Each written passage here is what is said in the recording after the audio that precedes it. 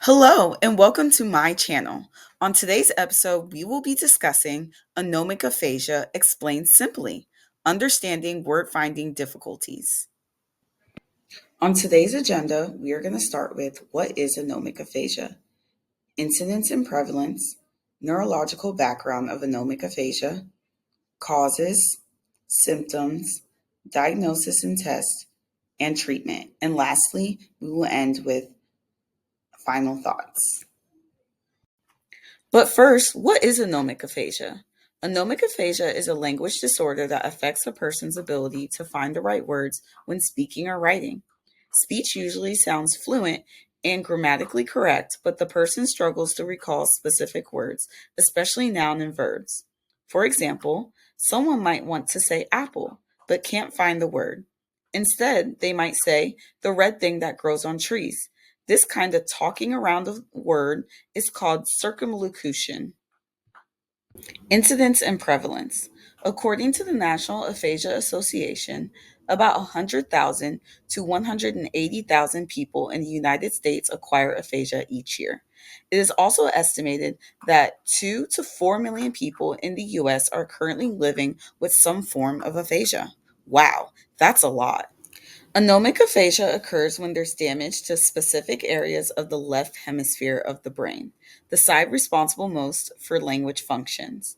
The main regions involved include the temporal and parietal lobes, especially the angular gyrus, the temporal parietal occipital junction, the inferior and middle temporal gyri.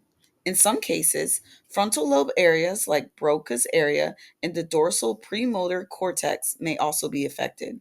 Damage to these regions disturbs the brain's ability to connect meaning to words, causing word finding difficulties. What causes anomic aphasia? Anomic aphasia can result from many types of brain injury, including stroke, the most common cause, brain tumors, traumatic brain injury, brain infections, and neurodegenerative diseases like Alzheimer's. People with anomic aphasia may experience difficulty finding words, especially the names of people, places, or objects.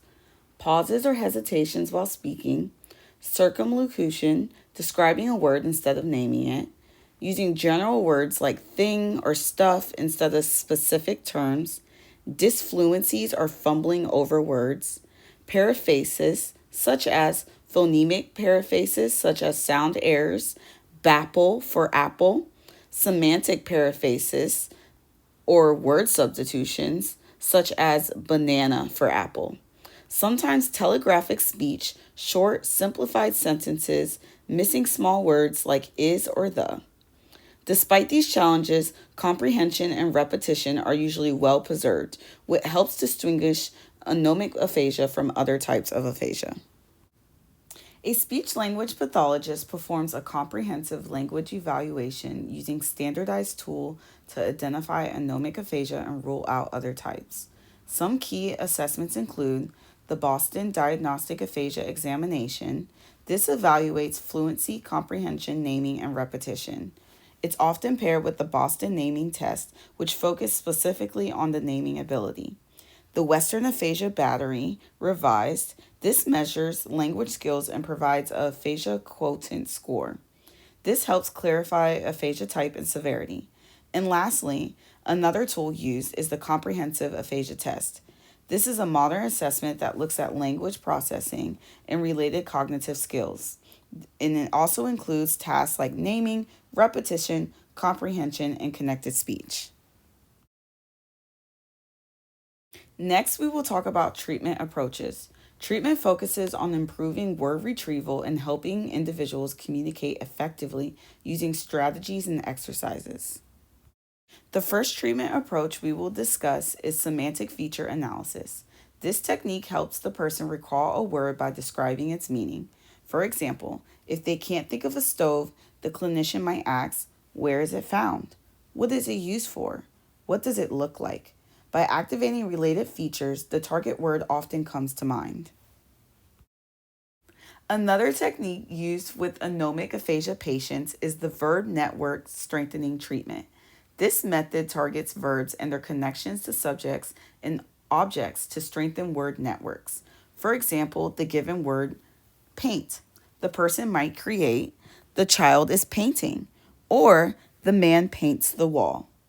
This expands vocabulary and sentence structure at the same time. Lastly, the last technique we will be speaking about is word retrieval cueing strategies. SLPs may use phonological cues, which is giving the first sound or syllable. As an example, it starts with ah, or semantic cues. This is when you are providing context. For example, it's a fruit that's red and grows on trees. These cues support recall and reinforce memory pathways. In summary, anomic aphasia may be frustrating, but with the right support, therapy, and practice, people may make significant improvements to achieve their goals. They often remain fluent and aware, which helps them use compensatory strategies effectively. If you know someone with aphasia, be patient, give them time to express themselves, and celebrate every success, big or small. Well, that's the end. Thanks for watching. If you found this helpful, give it a like, share it with someone studying speech language pathology, and subscribe for more videos on communication and the brain.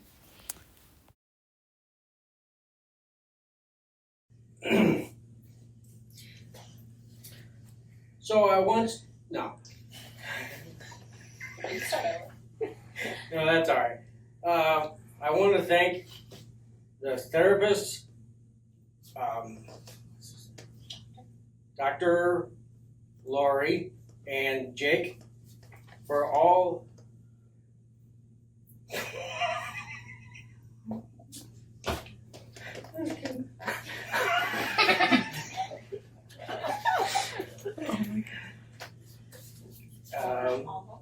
for you've done, and let's see, for me, Barb, and our family.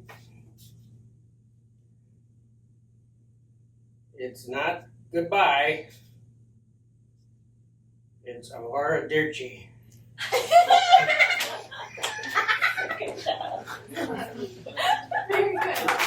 Yeah.